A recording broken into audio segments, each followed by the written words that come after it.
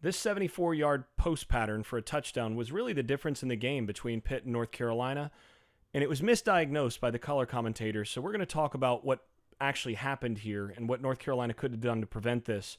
This is a play that was absolutely preventable. We'll take a look here. So first things first, note that Pittsburgh is motioning from a player on the two linemen side. So something's a little screwy here already. You may not have noticed this in live action, but Pitt is in an unbalanced formation where they have the extra tackle, the left tackle's here, and that's the tight end. So he's ineligible on the line of scrimmage. He's also on the line of scrimmage. Formation is to the boundary where you've got 1, 2, 3 receivers to the boundary, tight end, flanker, and H-back slash tight end or slash fullback here. And then you've got one receiver on the wide side of the field. So formation to the boundary. They're going big to this side, so they're going to try to force the Carolina defense to match up to the run game threat on this side. And then they're trying to keep the coverage more to this side of the field. This is good design by Pitt's offensive coordinator, Mark Whipple. So what North Carolina is doing here, if you watch the broadcast, the color commentator talked about how this is quarters coverage, so this safety has the deep responsibility here.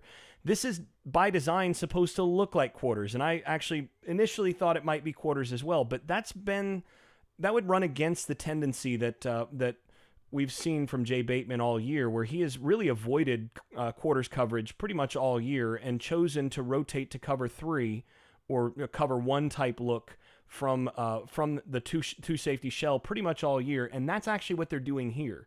So in this case, what they've done is they're rotating. This is actually your deep middle safety. He's supposed to rotate to the middle. He's a robber, actually responsible for the intermediate zone in here.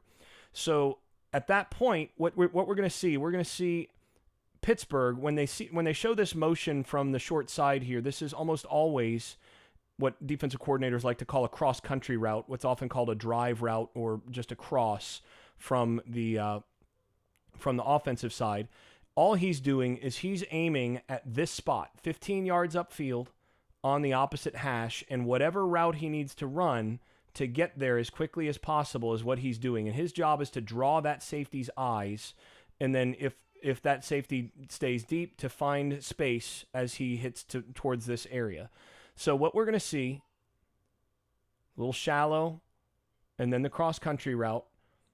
And this safety is looking underneath a little bit. He's watching the quarterback, and here's where he's watching the cross-country route. He knows it's coming, and he gets a little bit greedy with his eyes. He's a little undisciplined, and he stays too short here. See that right there where he's coming up underneath? He should be on his horse right now trying to find deep middle. Regardless of what this guy does, his job is to be deeper than the deepest. He should be looking other side, knowing that teams like to run something in that intermediate middle area and have something behind it. Instead, he gets a little greedy. You see that little hitch right there, trying to come up underneath it. That's enough to be the difference. And then you can throw over this.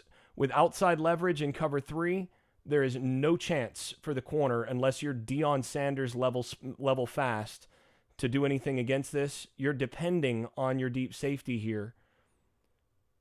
And the thing is, if he has good eye discipline and stays over the top like he's supposed to, if he's back here right now, the quarterback has nowhere to throw, and this is almost certainly a sack.